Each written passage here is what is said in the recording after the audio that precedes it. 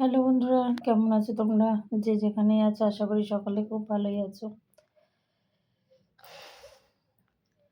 আমরাও আছি, ভালোই আছি। আমরা বলতে কি, আমি আর মেয়ে। তো তোমাদের দাদাভাই এসেছিল, ও দুদিন ছিল। দুদিন থাকার পর ও গতকাল চলে গেছে। আর মন মেজাজ আমার একটু ভালো নেই। শরীর টুকটাক আছে, টুকটাক চলে যাচ্ছে আর কি। মানে পায়ের অবস্থা পুরোপুরি ঠিক হয়নি।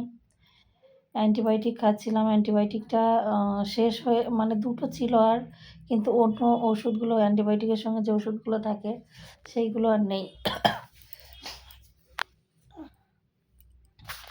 তো অ্যান্টিবায়োটিকের সঙ্গে যে ওষুধগুলো থাকে সেইগুলো শেষ হয়ে গেছে। তো দুটো অ্যান্টিবায়োটিক ছিল, কিন্তু অ্যান্টিবায়োটিকটা কোথায় যে রাখা হয়েছে সেটাও আর খুঁজে পাচ্ছি না গো। তো যাই হোক, ওষুধটা বন্ধ হয়ে গেছে। আর আজকে তো ব্লাড টেস্ট করতে যাওয়ার কথা ছিল, হসপিটালে যাওয়ার কথা ছিল। মানে হসপিটালে আমার বাবারও তো যেহেতু হার্টে স্টেন্টিং সার্জারি হয়েছিল, স্টেন বসেছে দুটো। তো আমি ফর্টিস হসপিটাল থেকে করিয়ে দিয়েছিলাম। বাবার আসার কথা ছিল, বাবা ওখানে বাবার যা টেস্ট সেই সব করেছে, এবার আসার কথা ছিল। কিন্তু মানে বাবার যে ডাক্তার দেখেন উনি, তো গতকাল আমি অ্যাপয়েন্টমেন্ট নেওয়ার জন্য ফোন করেছিলাম।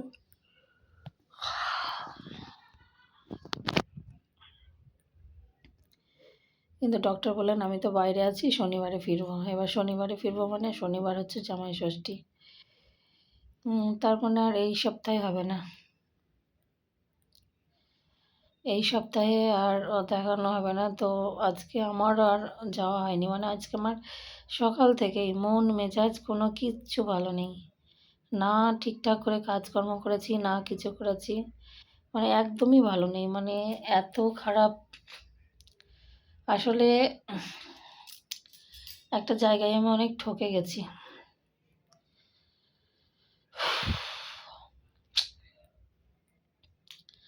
কেন জানি না, সব কিছুরই কারণ আছে। ভাবি সাময়িক মানে চিন্তাধারা আসে যে কেন ঠকলাম, কেন হলো, এটা কি হওয়া উচিত ছিল, কেন আমার সঙ্গে হলো, হ্যাঁ আমি তো কিছু করিনি, কেন হবে, এই একটা ব্যাপার। মানে এইগুলো আমরা ভাবি। কিন্তু আমার মনে হয় মানে আমি যতটুকু আর কি ধর্মশাস্ত্র এসব জ্ঞান আমার নেই অতটা। সামান্য যতটুকু জানি, যতটুকু বুঝি, নিজের জীবন দিয়ে, নিজের জীবন দর্শন দিয়ে যতটুকু বুঝি, যে প্রত্যেকটা জিনিসের পিছনে কোনো না কোনো কারণ আছে। কোনো না কারণ মানে সেটা পরোক্ষভাবে কি প্রত্যক্ষভাবে যে কোনোভাবে কারণ আছে। তা আমি যে আজকে কী কারণে ঠকলাম জানি না। দারুণভাবে ঠকে গেছি। এখন সেইটা থেকে রিকভারি হতে পারবো কি জানি না, চেষ্টা করছি। যত সম্ভব হবে না, নাই ধরে নিয়েছি। তো সেই জন্য মন মেজাজ আমার খুব খারাপ, খুব খারাপ। কখনো মনকে সান্ত্বনা দিচ্ছি যে অনেক কিছুই তো হয়। মানুষ একটা গোটা জীবনই চলে যায়, তারপরেও মানুষ বাঁচে, তারপরে মানুষ বাঁচতে শেখে, তারপরে মানুষ চলতে শেখে, চলে, খায়, পড়ে, শোয়, সবই করে। তো আমার মেয়েও বলছিল যে এমনিতে আমার ব্লাড প্রেশার ওষুধ খাই অনেক, মানে বেশি ডোজের আর কি, 40 ডোজের খাই। একদিন বেশিরভাগ দিনই আবার দুটো খাই, এই 80 খেতে হয়। প্রচুর ব্লাড প্রেশার থাকে। ওই জন্য তো ওই যে ওখানে ওই যে ওইটার ইয়েটার তলায় ওখানে ব্লাড প্রেশার মাপার জন্য ব্লাড প্রেশারের যন্ত্রই নিয়ে নিয়েছি বাড়িতে। প্রচুর প্রেশার বেড়ে যায়। তো সকাল থেকে এত মন মেজাজ খারাপ, অদ্রিজা বারবার বলছে ফালতু কথা ভেবো না তো, ফালতু কথা ভেবো না তো, এখনই প্রেশার বেড়ে যাবে, তখন আবার যাতা হবে। হুম কিন্তু এই যে মনকে ঠিক মানিয়ে নিতে পারছি না। তো যাই হোক, কোনো না কোনো কারণ তো আছেই। ভগবান হয়তো করেছে, কিছু না কিছু ভেবেই করেছে, জানি না কী ভেবে করেছে।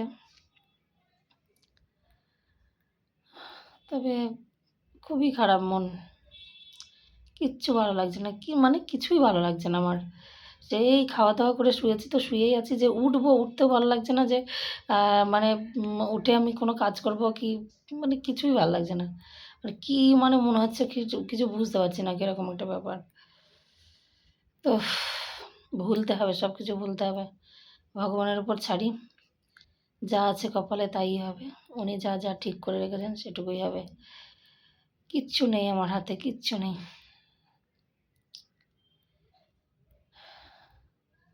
যেভাবে চালাবে সেইভাবে চলতে হবে, যেভাবে ভুল করাচ্ছে ভুল করছি, ঠিক করালে ঠিক করছি, এই।